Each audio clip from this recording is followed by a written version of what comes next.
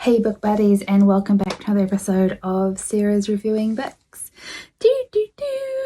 And in this episode I'm going to be reviewing How Not to Die Alone by Richard Roeper, which is a book that I picked up in a library book sale just by chance and thoroughly enjoyed it. So it's an adult romantic comedy, I think is what I would classify it as.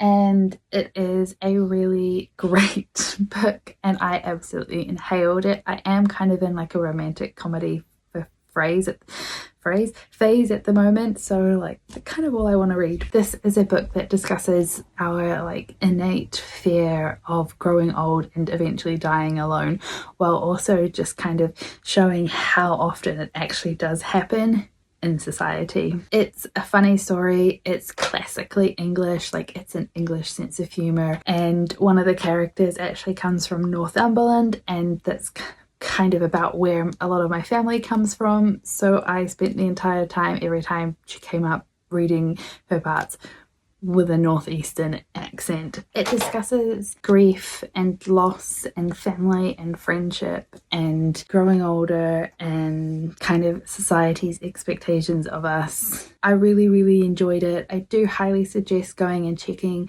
the trigger warnings, because I think there's at least one scene in here that could trigger some people, so just be aware of that.